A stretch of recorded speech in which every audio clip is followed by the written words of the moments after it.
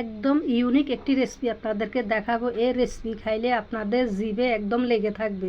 Guys আসসালামু আলাইকুম, আপনারা কেমন আছেন? আশা করি আপনারা ভালো আছেন, আমিও ভালো আছি। তো এগুলো হচ্ছে মিষ্টি কুমড়ার পাতা, একদম কচি কচি আমাদের গাছে ধরছে, একদম কচি আগাছায় কেটে নিয়ে আসছি 2-3টা আগা।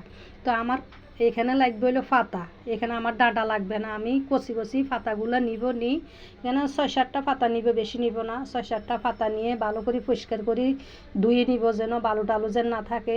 তো এই ভালো করে ধুয়ে এখানে সিদ্ধ করে নিব, হালকা একটু সিদ্ধ করে নিয়ে তারপরে এখানে আমার লাগবে হলো সর্ষে, সাদা সর্ষে দিয়ে দিব। তারপরে এখানে নারকেল দিয়ে দিব, কাঁচামরিচ দিয়ে দিব, পেঁয়াজ রসুন এগুলো দিয়ে ভালো করে আমি ব্লেন্ডার করে নিব, একদম মেন করি।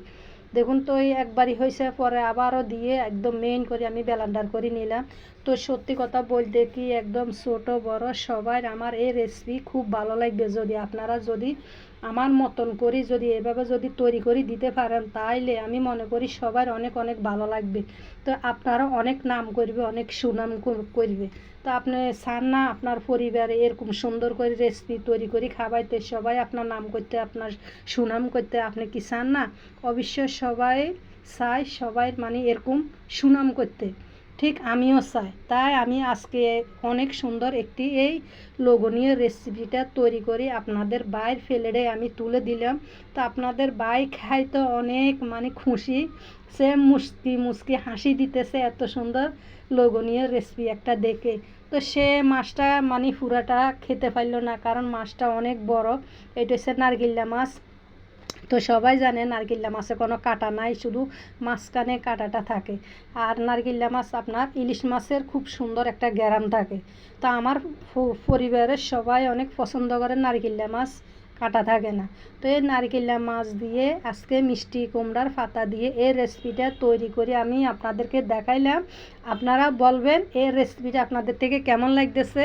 আপনারা টেনে টেনে দেখবেন না, পুরো ভিডিও দেখবেন, দেখি আপনারা সুন্দর আপনারা কমেন্ট করে জানাবেন। কমেন্ট করতে ভুলবেন না। আমার অনেক ভাই বন্ধু যারা আছে ভিডিও দেখে কিন্তু অথচ কমেন্ট করতে চায় না। প্লিজ আপনাদের কাছে অনুরোধ থাকবে, আপনারা কমেন্ট করবেন, কমেন্ট করে জানাবেন মিষ্টি কুমড়ার পাতা দিয়ে নারকেল্লা মাছের এই রেসিপিটা আপনাদের থেকে কেমন লাগতেছে। আপনাদের বাইর প্লেটে আমি তুলে দিলাম, সে মুচকি মুচকি হাসি দিয়ে কত সুন্দর করে সে মানে খেতে বসে গেল। সে এখন খেয়ে আপনাদেরকে দেখাইবে কত সুন্দর লোভনীয় হয়েছে, মাশাল্লাহ মাশাল্লাহ।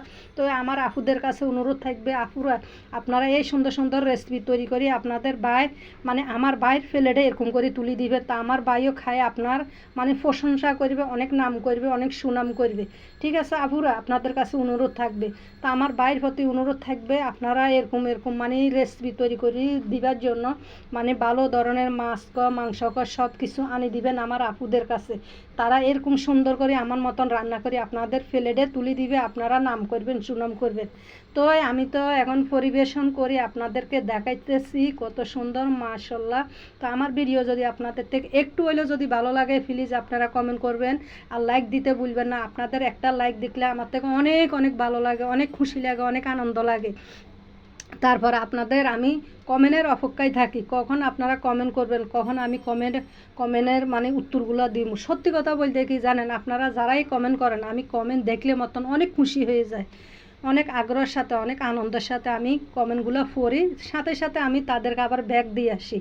তো প্লিজ আপনাদের কাছে আবারও বলতেছে মানে অনুরোধ থাকবে, আপনারা কমেন্ট করবেন, লাইক দিবেন। কুলসুম রান্নাঘরের পাশে আপনারা থাকবেন। আপনাদের ভালোবাসা চাই, দোয়া চাই। দোয়া হচ্ছে বড় জিনিস। তো আপনারা দোয়াও করবেন, ভালোবাসা দিবেন, সাপোর্টও করবেন। আপনাদের সাপোর্ট না পেলে আমি সামনের দিকে কখনো আমি এগিয়ে যেতে পারবো না। তো প্লিজ আপনারা সাপোর্ট করবেন আমাকে, আমিও ইনশাল্লাহ আপনাদেরকে সাপোর্ট করব। আমি আপনাদেরকে ভালোবাসা দিব, আপনারা আমাকে ভালোবাসা দিবেন।